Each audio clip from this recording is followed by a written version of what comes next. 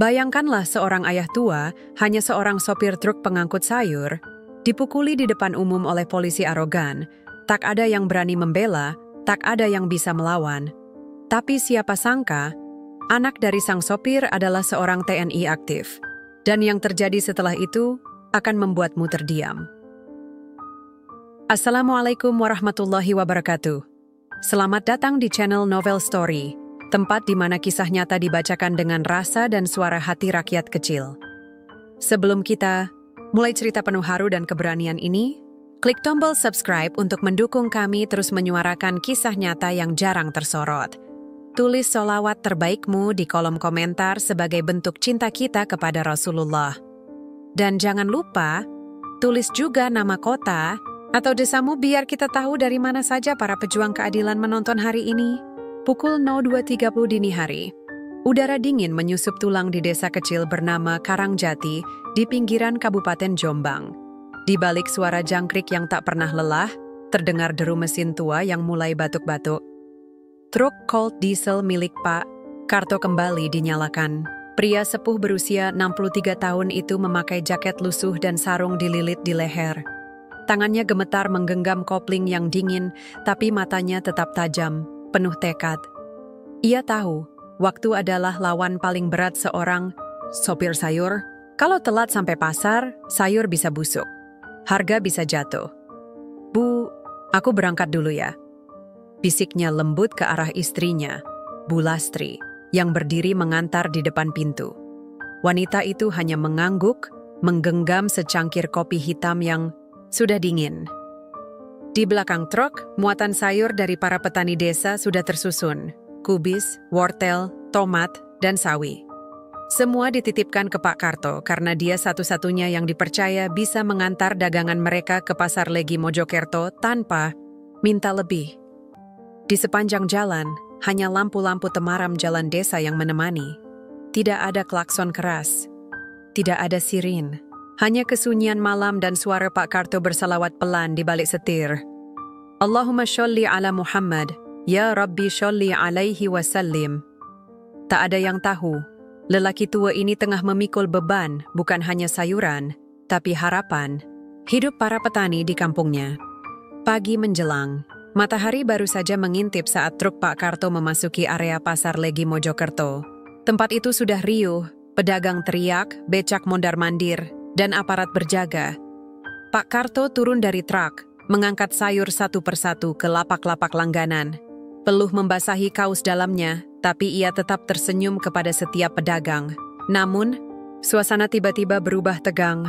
Seorang polisi berbadan besar dan berwajah angkuh datang menghampiri. Ibda Darmawan, petugas baru di wilayah itu, dikenal temperamental. Ia melihat truk tua Pak Karto parkir agak miring di jalur bongkar muat. Tanpa banyak bicara, Darmawan menghampiri Pak Karto yang sedang memanggul sayur. Hei, siapa suruh kamu parkir seenaknya? Ini jalan umum, bukan ladang sapi. Pak Karto buru-buru. Menunduk maafan Pak, saya cuma bongkar sebentar.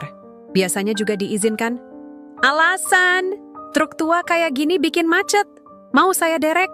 Belum sempat Pak Karto menjawab. Tongkat besi di tangan Darmawan menghantam karung sayur, membuat tomat berhamburan. Pak Karto kaget, nyaris tersungkur. Pedagang-pedagang hanya melongo, takut. Beberapa warga merekam diam-diam dengan ponsel, tapi tak satu pun berani bicara. Pak Karto hanya bisa memunguti tomat yang berserakan. Matanya berkaca, tapi mulutnya tetap diam. Karena ia tahu, melawan bisa berarti petaka. Hari beranjak siang. Truk Pak Karto sudah kembali ke desa. Tubuhnya letih, tapi pikirannya jauh lebih berat. Di teras rumah, Bu Lastri menyambut dengan tatapan cemas saat melihat baju suaminya terkena bercak tomat yang pecah. Bapak tangannya kenapa?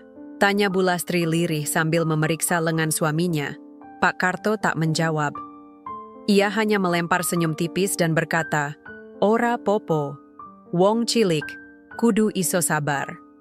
Namun perasaan Bu Lastri tak tenang. Sore itu, ia tak kuasa menahan diri. Ia nekat menelepon anaknya yang tengah bertugas di Yonif Mekanis 5001 Siu DY di Kediri. Bagas, bapakmu diganggu polisi le. Dipermalukan di pasar, tomat-tomat petani ditendangi. suara Bu Lastri pecah. Sementara di seberang telepon, Serda Bagas, prajurit muda yang dikenal disiplin dan tenang, mendadak terdiam. "Siapa, Bu? Siapa yang ngelakuin itu ke Bapak?" tanyanya dengan suara dalam. "Polisi pasar. Namanya katanya Ibda Darmawan. Gak enak orangnya." Setelah menutup telepon, Bagas duduk lama di baraknya. Matanya memerah. Sosok bapaknya kembali tergambar di benaknya. Lelaki tua bersarung yang mengajarinya arti kerja keras, kejujuran, dan tanggung jawab. Hari itu juga ia minta izin pulang ke kampung. Tapi bukan sebagai seorang TNI, ia pulang sebagai anak seorang ayah yang dipermalukan. 1 hari kemudian, langit Karangjati mendung. Seorang pemuda turun dari mobil angkutan umum di ujung desa. Ransel digendong di pundak dengan jaket loreng yang disimpan dalam tas. Bagas pulang mengenakan baju biasa. Pak Karto menyambut dengan wajah heran. "Loh, kok mendadak pulang, Le?" Bagas menjawab ringan. "Kangen sawah, sama tempe buatan ibu." Sore itu, Bagas mengajak ayahnya duduk di samping truk tua. Ia diam, memperhatikan setiap goresan di bodi truk. Lalu pelan-pelan, Bagas bertanya, "Pak, kemarin di pasar, beneran, ada yang marah-marah ke Bapak?" Pak Karto menghela napas panjang. "Gak usah dipikir, Le. Wong kecil itu kadang cuma jadi pelampiasan." Tapi bagi Bagas, jawaban itu tidak cukup. Malamnya, ia berjalan keliling desa, bertemu dengan Mas Minto, seorang pedagang pasar yang menyaksikan kejadian. Juga Mbok. Nah, yang diam-diam merekam kejadian dengan ponselnya. "Rekaman ini masih saya simpen, Mas. Tapi saya takut." Bagas menunduk, lalu tersenyum, menepuk pundak warga itu. "Jangan takut, Mbok. Kadang, ketakutan rakyat itu justru yang bikin mereka semakin berani menindas." Malam itu, rekaman video kekerasan Ibda Darmawan masuk ke tangan yang tepat. Dan di hati Bagas, api sudah menyala. Api yang tak akan padam sampai keadilan ditegakkan. Malam hari di rumah sederhana Pak Karto, Bagas memutar rekaman video kekerasan yang direkam Mbok Nah. Tampak jelas bagaimana tongkat besi Ibda Darmawan menghantam karung sayuran dan mengintimidasi ayahnya. Di balik layar, suara warga yang merekam terdengar gemetar. "Pak, ojo sampai rekaman ini jatuh ke tangan yang salah," ujar Mbok Nah saat menyerahkan flash disk siangnya. Tapi bagi Bagas, rekaman itu bukan hanya alat bukti, melainkan simbol luka rakyat kecil. Keesokan harinya, Bagas diam-diam menemui salah satu sahabat lamanya, Letda Angga, yang kini bertugas di Kodim Mojokerto. "Gue nggak bisa intervensi langsung, Gas. Tapi kalau kamu mau, gue bantu arahkan ke jalur yang benar." Bagas mengangguk. Ia tahu hukum dan kehormatan harus berjalan bersama. Ia pun memutuskan untuk membuat laporan ke Propam. Namun langkah itu bukan tanpa risiko. Kabar bahwa ada seseorang yang sedang menggiring isu kekerasan aparat mulai tersebar. Ibda Darmawan mulai curiga dan menyuruh anak buahnya menyusuri Karangjati. Beberapa warga didatangi malam-malam. Ada yang ditegur, ada yang diminta menjaga mulut. Mas Minto disamperin polisi sore tadi. Dia diminta hapus semua rekaman pasar, ujar seorang warga dengan suara takut. Bagas tahu, warga mulai merasa tertekan. Maka, ia mulai mendatangi mereka satu persatu, bukan sebagai tentara, tapi sebagai anak dari rakyat biasa. Di balai dusun, Bagas berdiri di depan belasan warga. "Saya nggak maksa panjenengan semua untuk bicara, tapi saya mohon, kalau bukan, sekarang kita bersuara, sampai kapan kita terus diinjak-injak?" Suasana hening. Lalu Mas Minto berdiri. "Aku siap jadi saksi, Mas. Aku lihat sendiri waktu Pak Karto dipermalukan." Satu persatu, suara mulai muncul. Kebenaran mulai menemukan jalannya. Di hari yang sama, laporan resmi dilayangkan ke Propam Polda Jawa Timur dengan lampiran, rekaman video kejadian, pernyataan saksi bukti tekanan terhadap warga nama pelapor ditulis. Serda Bagas Kartiko, anggota Yonif, 521 DY. Letda, Angga sempat heran, Gas, kamu yakin pakai nama asli dan pangkat? Bagas. Menatapnya mantap. Saya anak dari Pak Karto, dan seragam ini bukan tameng untuk sembunyi, tapi kewajiban untuk berdiri di depan rakyat. Berita laporan ini mulai menyebar. Grup-grup WhatsApp kampung mulai ramai. Di media sosial, potongan video insiden tersebar perlahan, tanpa sensasi, tapi mengandung kebenaran. Sementara itu, di markas Polsek Mojokerto, Ibda Darmawan mulai resah. Siapa Bagas ini? Berani sekali main ke propam? Gumamnya marah, sambil menghantam meja dengan tangan kosong. Pagi itu, Pasar Legi tampak seperti biasanya, riuh, penuh suara, tapi suasananya berbeda. Banyak mata memperhatikan kehadiran dua sosok berseragam loreng, Bagas dan Leda Angga yang mendampinginya. Sementara di sisi lain pasar, Ibda Darmawan dan anak buahnya sedang berjaga. Senyumnya sinis ketika melihat Bagas datang mendekat. Wah, tentara main ke pasar. Mau belanja atau mau cari panggung? Ujar Darmawan keras, sengaja memancing. Bagas tetap tenang. Ia membuka map di tangannya dan mengeluarkan salinan laporan propam lengkap dengan stempel resmi. Saya hanya ingin memberitahu, Pak. Kasus Bapak sudah diproses. Rekaman dan saksi sudah masuk. Darmawan tertawa pendek. Rakyat kecil gitu. Saksi? Paling juga dibayar. Tetapi sebelum dia melanjutkan, sekelompok pedagang dan warga desa Karangjati muncul dari sudut pasar. Di antara mereka ada Pak Karto. Pak Karto melangkah pelan ke depan. Matanya tajam. Tak seperti biasanya, ia berani menatap Darmawan langsung. Saya memang rakyat kecil, tapi saya tidak pantas diinjak. Kalau saya diam, anak-anak saya kelak akan tumbuh dengan rasa takut. Saya tidak mau itu. Pasar hening. Untuk pertama kalinya, Darmawan terlihat goyah. Beberapa hari kemudian, berita kekerasan aparat terhadap sopir sayur di Mojokerto viral di media lokal dan sosial media. Judul-judul seperti Polisi Aniaya Petani, Sayur Anak Korban, ternyata tentara aktif. TNI laporkan polisi ke Propam, warga desa siap jadi saksi. Nama Ibda Darmawan mulai jadi sorotan. Wartawan mulai berdatangan ke kantor Polsek. Telepon atasannya Kapolres Mojokerto pun berdering, berkelika. Sementara itu Darmawan mulai gerah. Ia memanggil dua anak buahnya dan mulai menyusun cerita tandingan bahwa Pak Karto parkir sembarangan dan memprovokasi. Namun Bagas sudah mendahului langkahnya. Rekaman CCTV pasar, foto bekas luka di lengan Pak Karto, serta testimoni warga sudah disiapkan dan dikirim ke tim investigasi Propam Daletda. Angga mengingatkan Bagas, "Kamu siap dengan semua risikonya?" Bagas menjawab, "Saya nggak takut dicopot pangkat. Tapi saya takut kalau saya jadi serdadu yang diam saat rakyat diinjak." Hari itu, Pak Karto dipanggil resmi ke Mapolda Jatim sebagai saksi utama. Ia datang ditemani Bagas dan beberapa warga.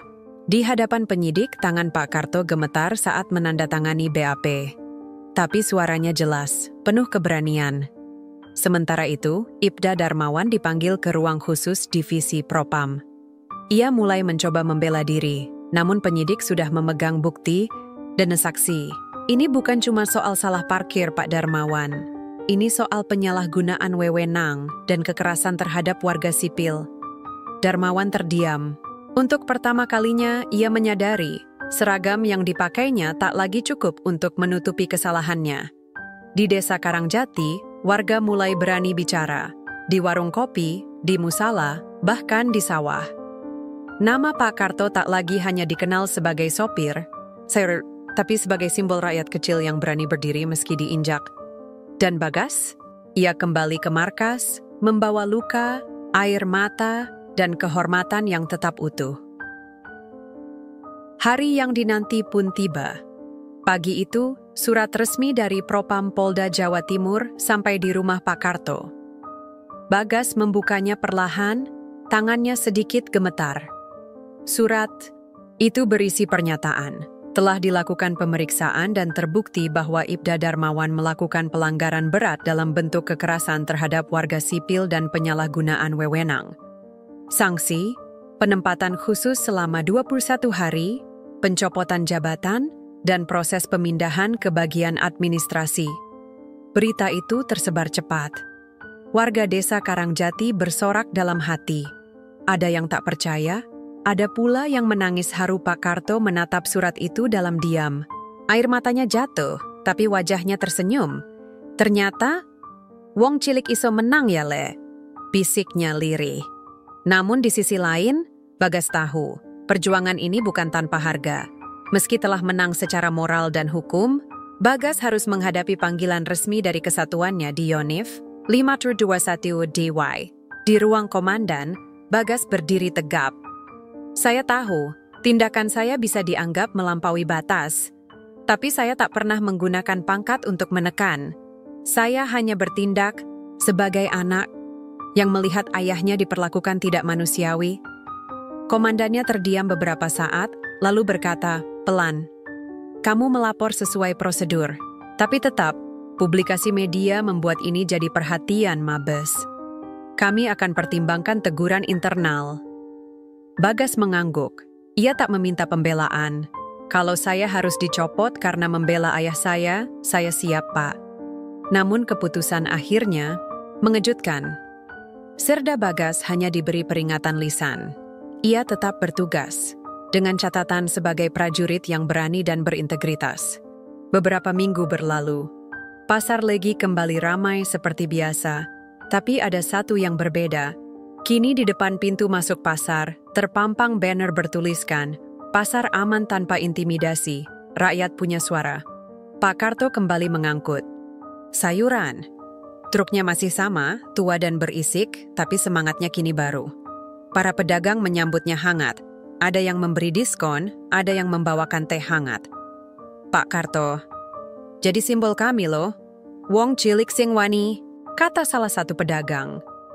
Bagas yang tengah cuti, ikut membantu menurunkan sayuran pagi itu. Ia tersenyum melihat ayahnya tertawa kembali. Ayah nggak perlu jadi siapa-siapa buat dihormati. Cukup jadi orang jujur, kata Bagas pelan. Pak Karto menepuk bahu anaknya. "Dan kamu udah lebih dari cukup jadi anak bagi bapak." Sore itu, di halaman belakang rumah, Bagas duduk berdampingan dengan Pak Karto. Matahari mulai turun, menyinari siluet ladang yang menguning. Pak Karto membersihkan lumpur dari karung sayur, sementara Bagas merapikan baret hijaunya. "Seragammu itu hebat, Le. Tapi yang lebih hebat, waktu kamu lepas seragam dan tetap membela kebenaran," ujar Pak Karto sambil menatap langit. Bagas tertawa kecil. "Kalau bukan karena ayah, aku nggak pernah tahu seberapa dalam luka rakyat kecil. Baru sekarang aku benar-benar merasa jadi bagian dari mereka." Di saat itu, Bagas membuka dompet kecil milik ayahnya yang robek di pinggirnya. Di dalamnya, terselip foto hitam putih dirinya waktu masih kecil, digendong Pak Karto yang dulu muda dan kuat. "Ayah, kalau suatu saat aku nggak bisa ngelindungi banyak orang, minimal aku mau ngelindungi satu, orang yang ngajarin aku berdiri." Pak Karto menatap anaknya, dan untuk pertama kalinya dalam hidup mereka berdua, tidak ada yang menangis, tapi hati mereka sama-sama penuh. Minggu pagi, Karangjati ramai. Di balai desa, diadakan acara sederhana bertajuk "Suara Rakyat, Keadilan untuk Semua", hasil inisiatif warga setelah kasus Pak Karto. Tampak beberapa pedagang, pemuda, tokoh masyarakat, bahkan perwakilan dari TNI dan Polri hadir. Semua duduk sejajar, tak ada yang berdiri lebih tinggi. Bagas diminta bicara. Ia naik ke podium kecil, membawa catatan, tapi akhirnya memilih menyimpan kertasnya dan bicara dari hati. "Saya bukan pahlawan. Saya cuma seorang anak yang nggak tahan lihat ayahnya diinjak. Tapi saya percaya, saat satu suara rakyat berani bicara, ribuan lainnya akan ikut berdiri. Kita ini bukan orang kecil. Kita ini orang-orang kuat yang terlalu lama dibungkam." Tepuk tangan pecah. Bahkan beberapa anggota polisi di pojok ikut mengangguk pelan. Acara ditutup dengan doa dan solawat.